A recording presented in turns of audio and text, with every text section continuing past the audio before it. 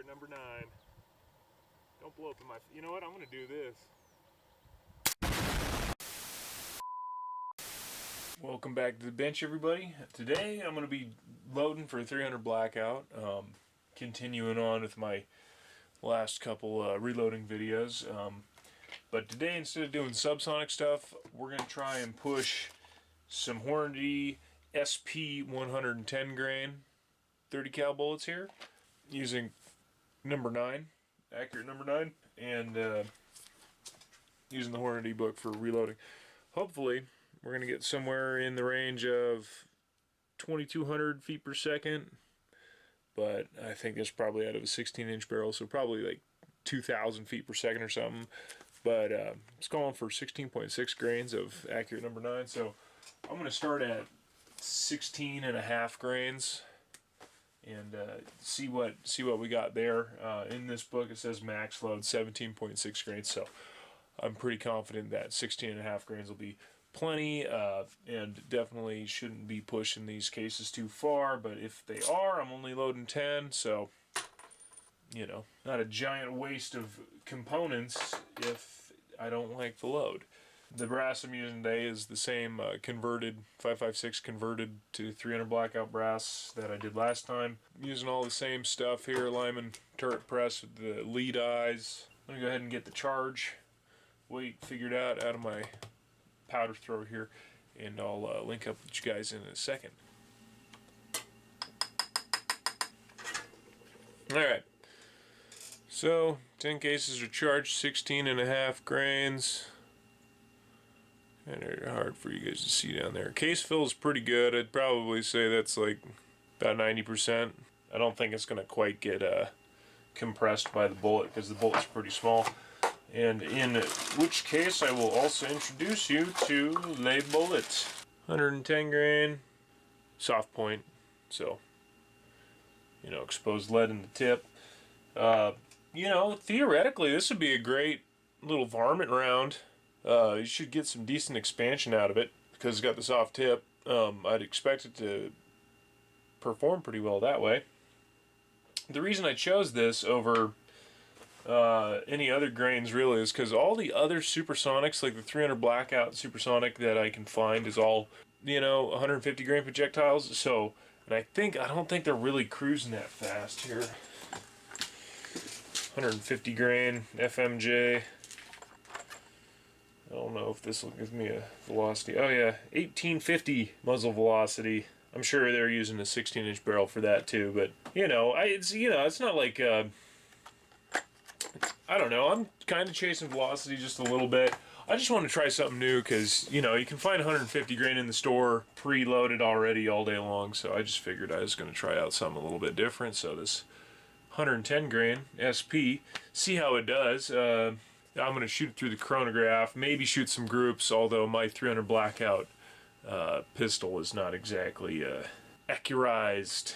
But, you know, I mean, I figure if we get a halfway decent group at, say, 50 yards, you know, if we get a decent group of 50 yards, that'd be great to know, because these are pretty cheap to pick up, and the accurate number 9's not too bad on the old wallet either, although I've heard nitrocellulose has gone missing or something. I don't know. There's a whole gunpowder thing, election year, something like that, right? Anyways, I'm gonna load these in there now, and I believe, let's see, what do we got here? The cartridge overall length, COL, that we're going for is 2.050, according to Hornady on this specific bullet. So 2.050 is the number. And I haven't touched this, so I bet you this is going to load it way too long. Oh yeah. Barely even started the... Oh, and I didn't even start the bullet. Alright, I got a 2.046, so almost like right on the money. Although, gosh, that just does not seem like very much meat. That's about how deep I got it. That's not very much in the neck there. Definitely gonna have to put some crimp on that guy. Maybe just a smidge more crimp.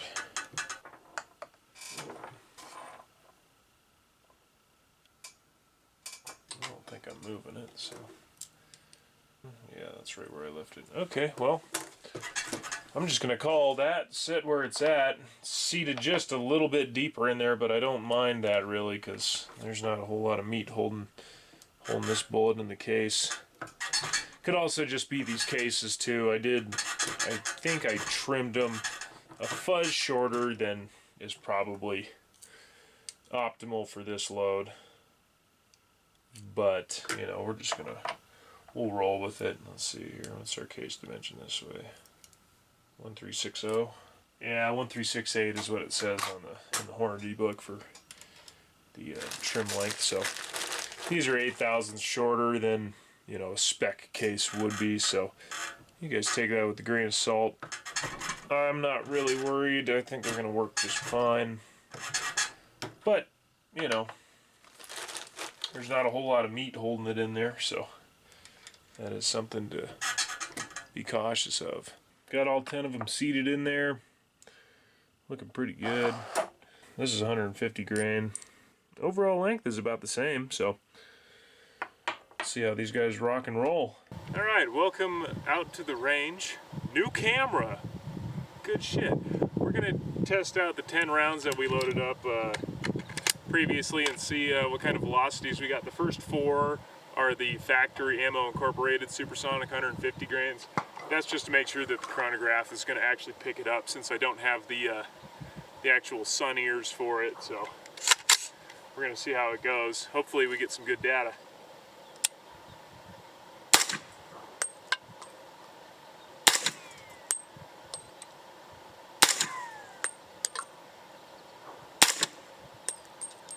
Alright, so those are the 150 grain ammo incorporateds.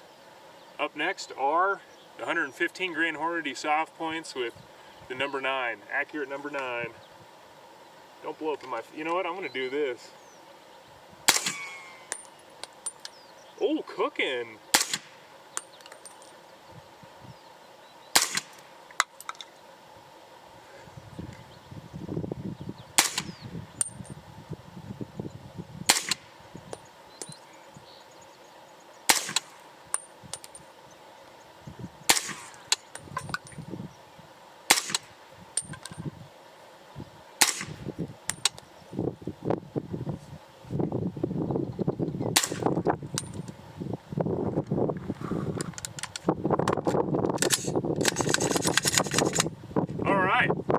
Check out the results.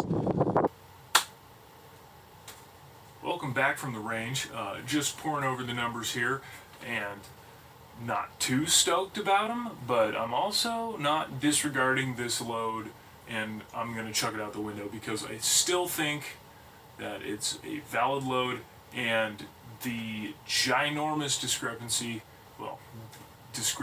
the data that I got from it is telling me that it's not great, but I have a counter argument to why it's not great, and that's really a creature of my own design there. But without further ado, let's just go ahead and get the numbers out of the way first. So for the ammo incorporated 115 grains, all this was fired out of an 8.5 inch AR platform, just so everybody knows, with pistol length, gas, whatever, suppressed.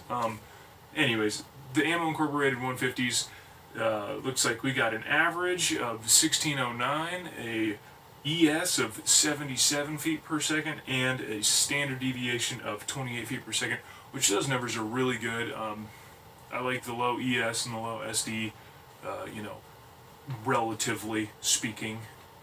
The 110s, though, boy howdy, good. I really did like the bump in velocity. We did gain quite a bit of velocity drop in that 40 grain weight on the bullet. So we got an average of 1985, so 1985 feet per second, a extreme spread of 180, and a standard deviation of 68. So not as good as I wanted to see out of this particular load.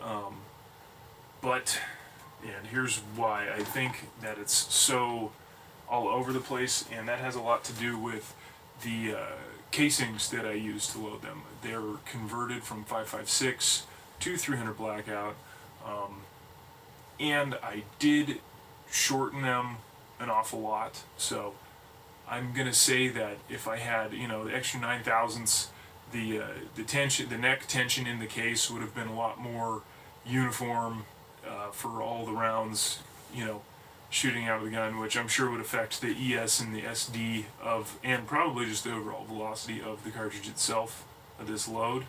So I'm going to say that because those cases that I made are trimmed just a little too short to really get, not that it's not solidly grabbing the bullet, but it's not as uniform as it could be bullet to bullet. So I'm going to say that's where that extreme spread's coming from.